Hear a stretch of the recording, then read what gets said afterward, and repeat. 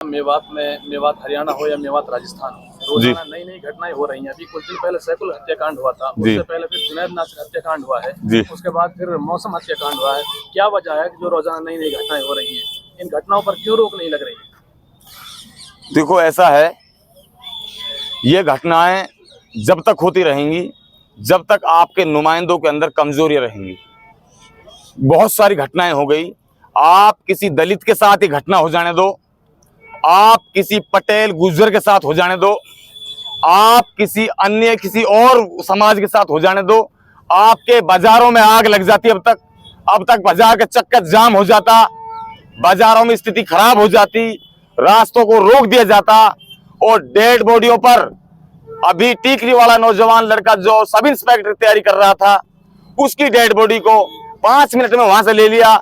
लेकिन इस मैटर में और उस मसले में जमीन और आसमान का अंतर है। इस लड़के को जिस तरीके से मारा गया है, उसके लिए पुलिस हैंड टू हैंड उनको गिरफ्तार कर रही है और अभी पुलिस की गाड़ी वहां गई है। और 100% जब तक हमारा पोस्टमार्टम नहीं होगा, जब तक डेड बॉडी आपको डेड बॉडी नहीं मिलेगी, नहीं लेंगे हम, जब तक हमारे अपराधियों को पुलिस यहां गिरफ्तार नहीं कर लेगी। अपराधी अभी गिरफ्तार होंगे, 100% होंगे। प्रशासन ने हमें ये बिल्कुल उम्मीद दिलाई है और एमएलए साहब यहाँ बीच खेत रहे हैं। एमएलए साहब ने उम्मीद दिलाई है, वाजिब अली ने सबके सामने कहा है कि आप जिसमें राजी हो मैं उसमें राजी हूं। वाजिब अली ने कोई ऐसी बात नहीं कही कि भाई तुम क्या करने जा रहे हो और मैं क्या कर रहा हूं, उसने अड़ाने वाली बात नहीं की। डॉक्टर साहबों को बुला करके, जो डॉक्टर साहबों को अध्यक्ष है, उससे बात की है। उसने बाई ईमानदारी के पेटा सब लोगों को भरा है अंदर बिठा करके। कोई वैसे हमें कोई शक नहीं नजर आता। दूध का दूध, पानी का पानी इसमें होगा। और जहां ये घटना घटी है, पहले तो ये कोई लड़के का नाम है, क्या नाम है, सद्दाम नहीं, वो विशाल के वहां पर पैदल लड़का यहां से चल के गया है। उसके पास 2 पन्नियां थी, उनमें अपने ड्राइविंग करके सामान वगैरह लाया था।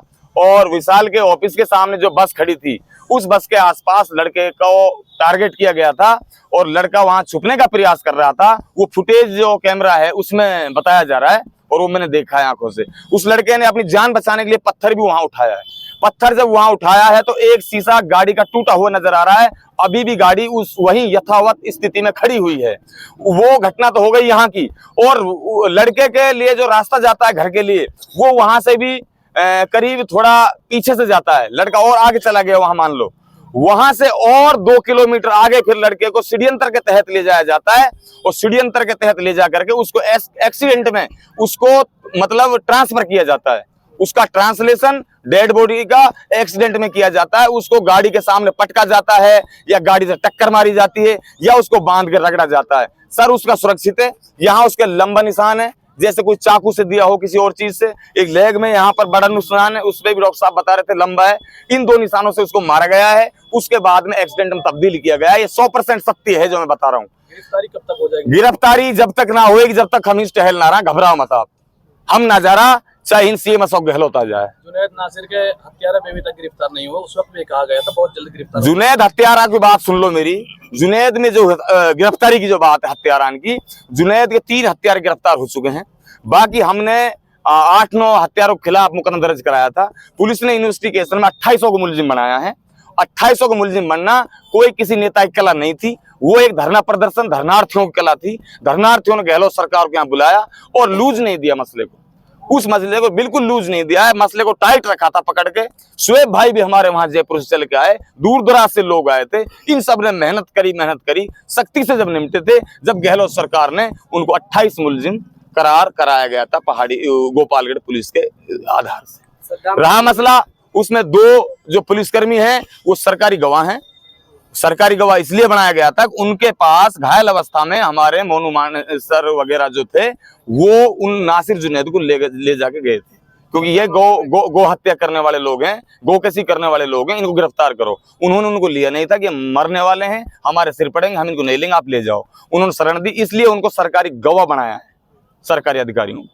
वो बचने वाले नहीं है 28 साल। जी सद्दाम मामले में किन लोगों पे आरोप है, किन लोगों पे आपका शक है कि किन लोगों ने? देखो विशाल वहां था, विशाल का वहां कॉल डिटेल भी चेक होगी, विशाल की फुटेज भी चेक होगी। विशाल इसमें से बच नहीं सकता है, विशाल इसका मेन आरोपी है। विशाल से जब हमारे आदमी मिले हैं, जो हमारे लिए एविडेंस बताया है, विशाल ने ये कहा है कि ये लड़का बदमाश था, फलाना था, ढिकाण था। इसको आरोप प्रत्यारोप भी विशाल लगा रहा है। विशाल के पास फुटेज के लिए हमारे पुलिसकर्मी गए थे, पुलिसकर्मियों के साथ कुछ लोग गए थे, उनसे भी विशाल ने कहा है कि तुम्हारी हिम्मत कैसे हो गई यहाँ फुटेज देखने की या सीसीटीवी चेक करने की। तो इन चीजों से भी लगता है। और विशाल के जस्ट सामने बस खड़ी है, बस के सामने जो ड्राइवर साइड का शीशा है वो टूटा हुआ है।